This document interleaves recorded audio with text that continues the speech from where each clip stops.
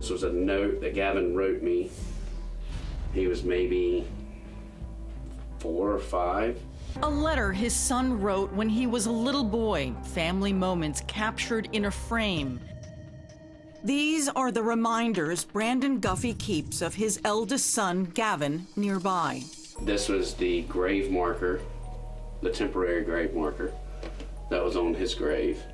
The South Carolina state representative telling True Crime News that he uses them as a reminder of a 17-year-old life that ended too soon.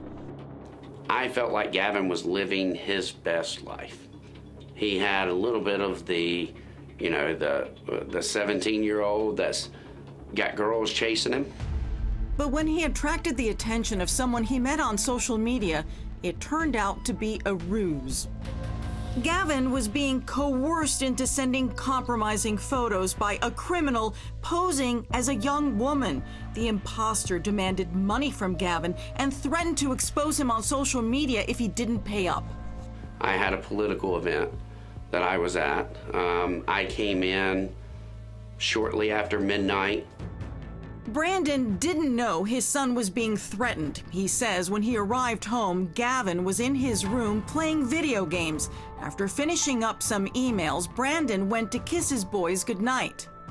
We passed each other in the hallway.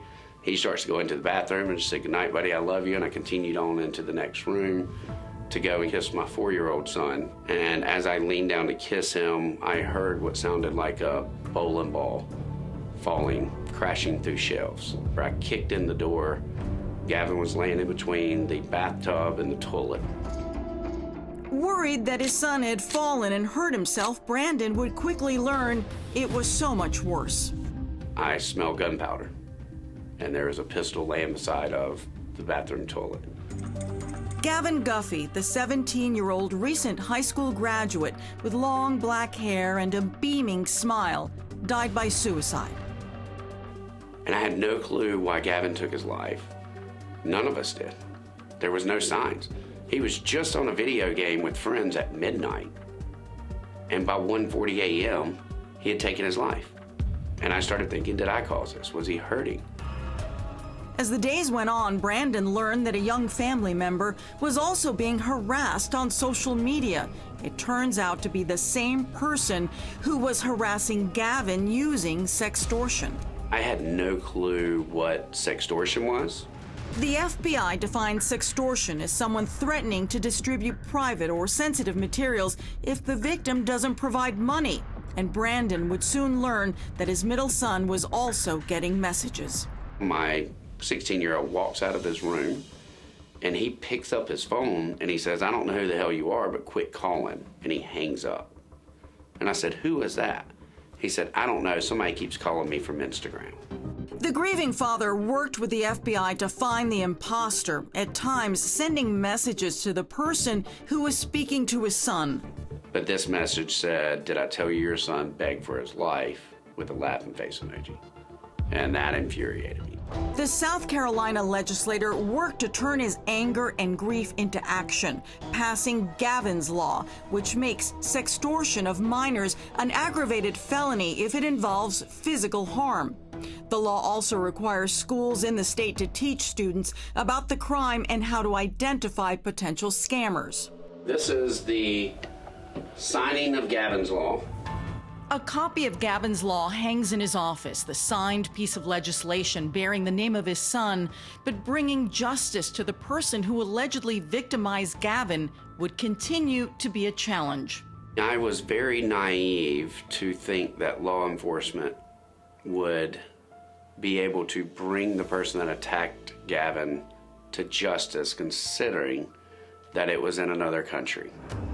The man who law enforcement says is behind the sextortion is from Nigeria, and Brandon realized the challenges they would face getting the subject to the U.S. He says he relied on his faith to keep hope alive when suddenly I got the first phone call that Mr. Lawal had been arrested. Today, the Nigerian national was arraigned in federal court here in Columbia on 5 charges related to the sextortion scheme that resulted in the death of a South Carolina teen. 24-year-old Hassan Bun Hussein Lawal was arrested in Nigeria and extradited to the United States. Federal prosecutors say he allegedly targeted Gavin and his family and faces up to life in prison if convicted on extortion and other related charges. Gavin's family were in court when he was arraigned. I grit my teeth so hard that I cracked my molars. And if it wasn't for my wife just feeling that emptiness hit her and me feeling like I needed to comfort her, that's the only thing that calmed me down and made me focus on where I needed to be. Brandon says his focus will now be keeping Gavin close to his heart as he speaks out to prevent this from happening to anyone else, including testifying before Congress just last week about the danger social media poses for minors. In July of 2022, I lost my oldest son, Gavin Guffey, to suicide. I've witnessed over 40 teens take their lives since Gavin just due to sextortion. Big tech is the big tobacco of this generation. Justice to me is sending a message that if you attack a child in our country, we will hunt you down to the ends of the earth, and we will ensure that you spend the rest of your life behind bars.